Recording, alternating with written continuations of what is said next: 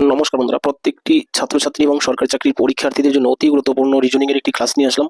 তো দেখুন কি বলেছে, যে নিচের সংখ্যা সৃষ্টির সঙ্গে কোন বিকল্পটি সবচেয়ে মানানসই হবে সেটা উত্তর। তো দেখুন 9 নম্বর প্রশ্ন, যে 6 আর কত 60 আর 54। তো এই যে তিনটি সংখ্যা কিভাবে সাজানো হয়েছে, সেই একই নিয়মে নিচের চারটি অপশনের মধ্যে কোনটি সাজানো থাকবে সেটা কিন্তু উত্তর হচ্ছে।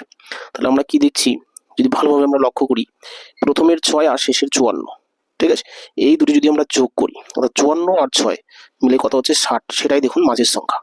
ঠিক একইভাবে অপশন এ, প্রথমের 7 আর শেষের 63, এই দুটো যোগ করলে কত হচ্ছে 63 আর সাথে হচ্ছে 70, অর্থাৎ মাঝের সংখ্যা চলে আসছে।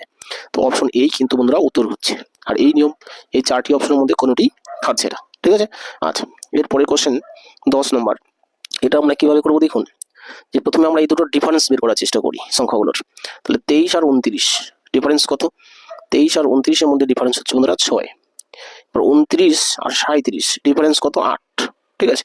ঠিক একইভাবে এই চারটি অপশনের মধ্যে কোনটি এই নিয়ম খেটেছে দেখুন।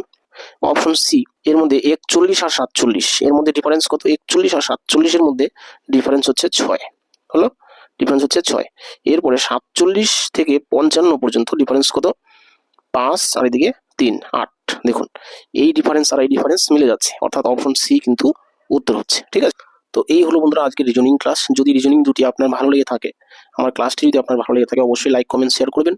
আর এরকম মজার মজার ট্রিক্স পেতে, মজার মজার রিজনিং এর ক্লাস, জিকে এর ক্লাস, অঙ্কের ক্লাস পেতে অবশ্যই চ্যানেলটি সাবস্ক্রাইব করবেন।